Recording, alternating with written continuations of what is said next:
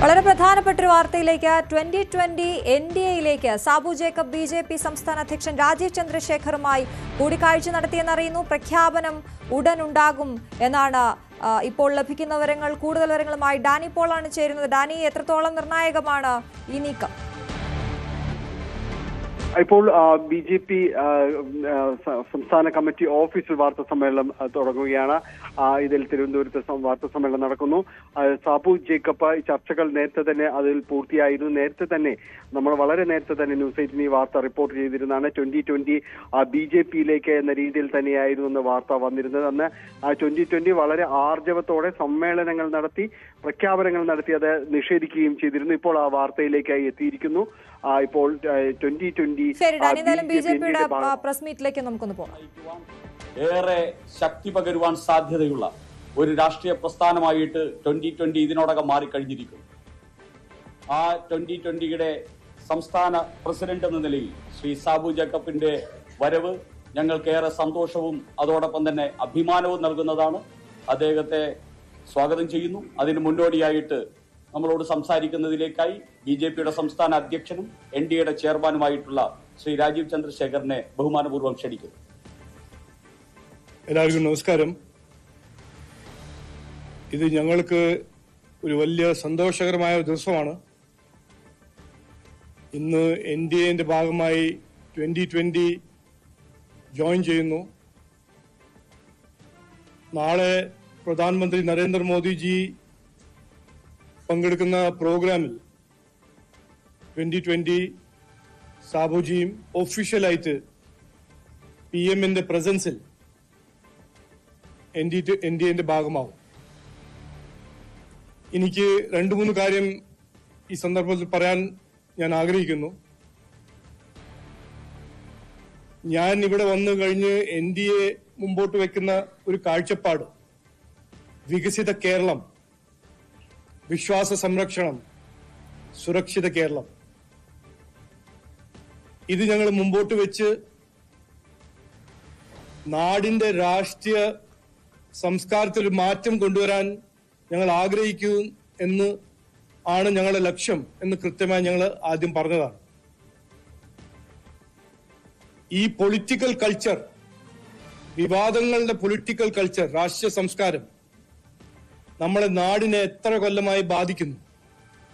ആ മാറ്റം കൊണ്ടുവരാൻ NDA മാത്രമേ ഒരു മുന്നണി ഈ വികസിത കേരളത്തിന്റെ കാഴ്ചപ്പാട് മുമ്പോട്ട് വെക്കുന്ന ഒരു മുന്നണി ആണെന്ന് ജനങ്ങൾക്ക് ഇപ്പോൾ കൃത്യമായി മനസ്സിലാക്കി.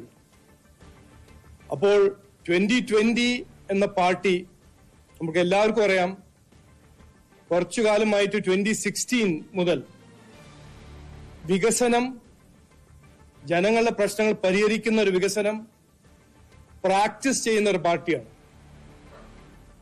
അതിന്റെ അപ്പുറം സാബുജി ഈ നാട്ടിൽ ഒരു വളരെ ജോബ് ക്രിയേറ്റർ ആയ ഒരു ഓന്റർപ്രണറുമാണ്.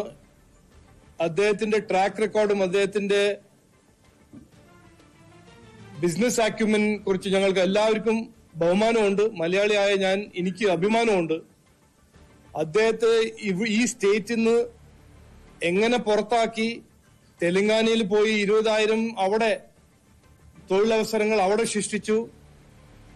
അപ്പോൾ NDAന്റെ ഭാഗമായി 2020 ഇന്ന് വരുമ്പോൾ അത് NDAന്റെ ആവശ്യമാണ്. പക്ഷെ അതിന്റെ ഒപ്പം എല്ലാ മലയാളികളുടെ ആവശ്യമാണ്. അദ്ദേഹം ഇവിടെ വന്ന് അദ്ദേഹത്തിന്റെ ആ ജോബ് ക്രിയേഷൻ ട്രാക്ക് റെക്കോർഡ് തുടരണം. വികസിത കേരളത്തിന്റെ വലിയൊരു ഭാഗമായിട്ട് ആ ഒരു ഇക്കണോമിക് ആക്റ്റീവ് തുടരുന്നതെന്ന് ഞങ്ങൾ എല്ലാവരും ആവശ്യമാണ്, നാടിന്റെ ആവശ്യമാണ്.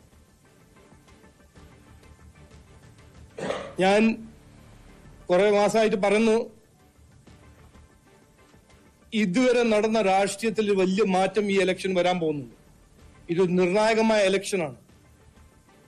നമ്മൾ എത്രയോ തവണ ഈ UDFും LDFനും മാറി ഭരിച്ച് വിവാദ രാഷ്ട്രീയം കണ്ടതാണ്. അവരുടെ ഇക്കണോമിക് പോളിസീസ് ഒരു ഫെയിൽഡ് പോളിസീസ് ആണ്. 10 കൊല്ലം ഭരിച്ച് LDF നാടിനെ നശിപ്പിച്ചു. അതിനു മുമ്പ് 2016 ജനങ്ങള് UDF പുറത്താക്കിയത് എന്തുകൊണ്ടാണ് അത് ആരും മറന്നിട്ടില്ല. അവരുടെ അഴിമതി, അവരുടെ അനാസ്ഥ, അവരുടെ കഴിവില്ലായ്മ അത് ജനങ്ങൾ മനസ്സിലാക്കി 2016 അവരുടെ പ്രീണനം ജനങ്ങൾ മനസ്സിലാക്കി പുറത്താക്കി. ഇന്ന് 10 കൊല്ലം കഴിഞ്ഞിട്ട് LDF അതന്നെ ചെയ്തത്. അപ്പോൾ ഈ വരാൻ പോകുന്ന ഇലക്ഷൻ NDAക്ക് നിർണായകമായ ഒരു പിന്തുണ ജനങ്ങൾ തരും.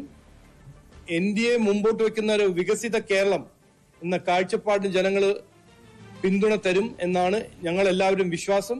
അതിനുവേണ്ടി ഒറ്റക്കെട്ടായിട്ട് ഒരുമിച്ച് ഞങ്ങൾ പ്രവർത്തിക്കും എന്ന് ഞാൻ പറയാൻ ആഗ്രഹിക്കുന്നു. നമസ്കാരം.